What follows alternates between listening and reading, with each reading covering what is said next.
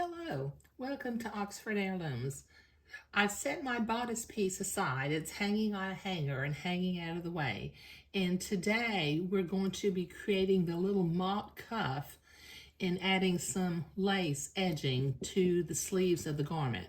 So I'm going to unpin my pattern piece. Now, as you recall, I made some markings on this. I made a mark at the bottom of the cuff mark where it's supposed to fold. I made a mark up at the top center where I'm going to line up the shoulder seam. And then I marked on either one, I wrote the word back, B-A-C-K. So as I'm looking at this, I've got the word back on the left side on one piece, and I've got the word back on the right side on the other piece.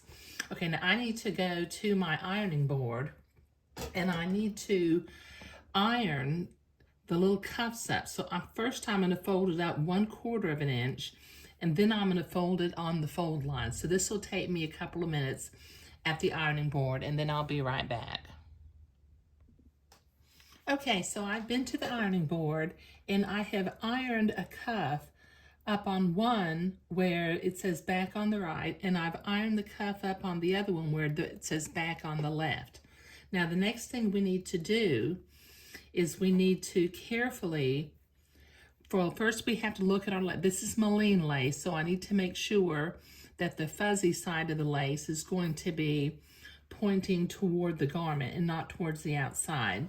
And I'm going to very carefully position this lace to where it's just inside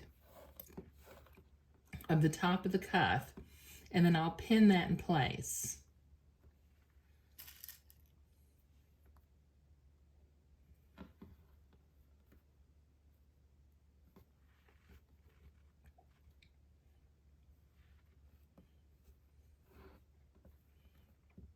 This will take me a minute to pin.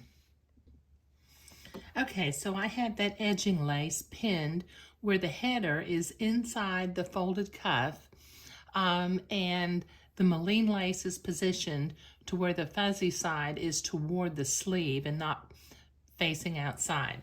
So I'm going to set my machine to a straight stitch because a minute ago I was zigzagging, and then I'm going to very carefully, I'm going to sew on the cuff side, but just extremely close to the fold in the fabric.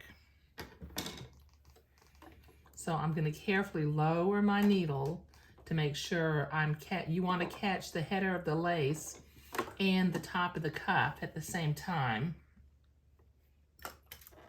And just slowly sew, making sure that you stay very, very close to the top of the cuff without floating away and without floating off of the cuff.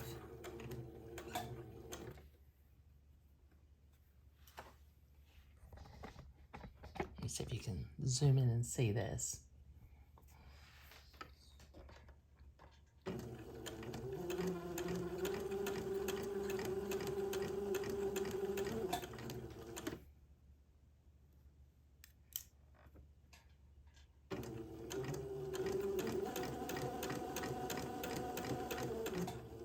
Okay, this will take me a minute to do.